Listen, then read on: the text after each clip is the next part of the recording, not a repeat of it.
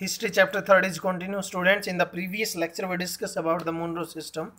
Now crops for Europe, and the one more topic is also there, that is all was not well.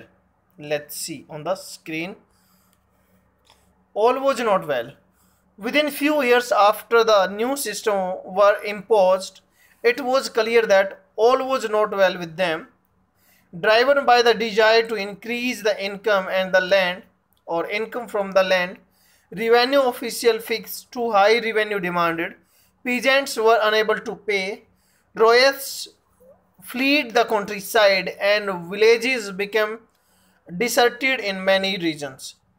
An optimistic official had imagined that new system would transform the peasants into rich, enterprising farmers.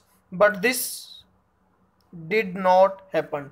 यानी इस passage में यही बताया गया है, जो new system implement किया था अब उसके अंदर रिवेन्यू तो बहुत ज़्यादा रख दिया गया, हाई रिवेन्यू था, हाई रिवेन्यू की वजह से पीजेंट्स उसको एबल नहीं थे पे करने में।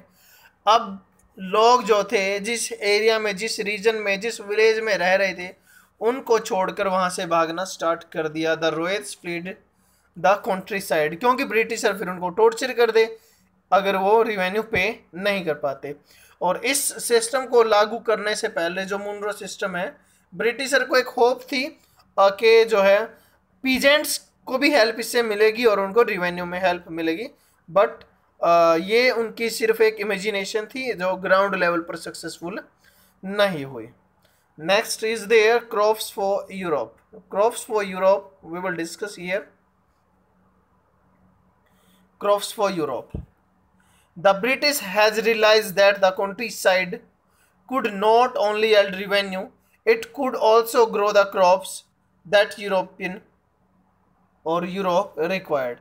यानी ब्रिटिशर को ये समझ में आ गया था कि केवल उनसे रिवेन्यू ही लेना सही नहीं है, या रिवेन्यू से काम चलने वाला है नहीं। अब उनको वो फसलें भी उगानी होंगी जिनकी इंग्लैंड के अंदर डिमांड है, क्योंकि यहाँ से वो लो रेट पर और इवन वी कैन से बिल्कुल फ्री में, ऑलमोस्ट फ्री ही हम बोलेंगे, तो यहाँ से रॉ मटेरियल ले जाकर इंडस्ट्रियलाइजेशन ऑलरेडी इंग्लैंड में हो चुका है, इंडस्ट्रियों में मैन्युफैक्चरिंग करके हाई रेट पर उसको बेच के एक प्रकार से क्या है मुनाफा वो कमा रहे थे। By the late 18th century the company was trying to its best to expand the cultivation of opium. अफीम होता है जो, एंड इंडिगो जिसको नीर बोलते हैं, in the country that half that followed. The British persuaded or forced the cultivator in the various part of India to produce the other crops like jute in Bengal. यानी britisher ने वो काम अब start कर दिया था, जिन crops की उनको ज़रूरत थी, जिन फसलों की ज़रूरत थी, वो उन्होंने उगाने स्टार्ट कर दी। अफीम और इंडिगोस में एग्जाम्पल हैं। मेनली अगर हम बात करें बंगाल की, तो बंगाल के अंदर उन्होंने जूट उगाना स्टार्ट कर दिया था, और पूरे इंडिया में सबसे ज़्यादा जूट बंगाल में ही होता है स्टूडेंट, और इंडिया की second position after Bangladesh.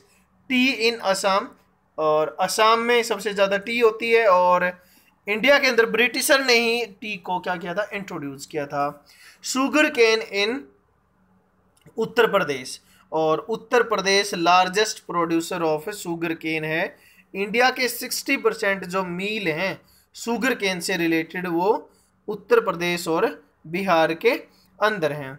Wheat in Punjab and cotton in Maharashtra and rice in Punjab, और Maharashtra and Punjab rice in Madras. अब इस तरीके से एरियाज को उन्होंने सेलेक्ट किया। How was this done? The British used a variety of methods to expand the cultivation of crops that they needed. Let us take a closer look at the story one such crop, one such method for the production. यानी ये तो तरीके हैं कि किस तरीके से उन्होंने इसको इम्प्लीमेंट किया है। Does color have a history? ये तो फिगर दे रखा है कि जो ब्रिटिशर द्वारा बनाया गया और मेनली इंडियन द्वारा जो बनाया गया कलर है वो है कालमकरी प्रिंट है, 20th सेंचुरी में इंडियन है ये, और ये एक मोरिज कॉटन प्रिंट है जो 19th सेंचुरी में इंग्लैंड में तैयार किया गया था। Two prints both use use a rich blue color, commonly called indigo.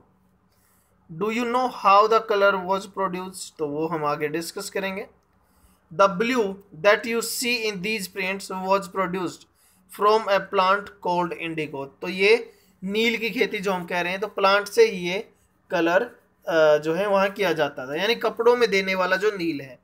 It is likely that the blue dye used in the Morris plants in the 19th century, Britain was manufactured from indigo plants cultivated in India.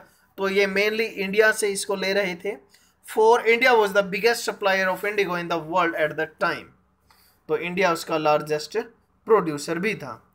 Students, it was all over about this lecture.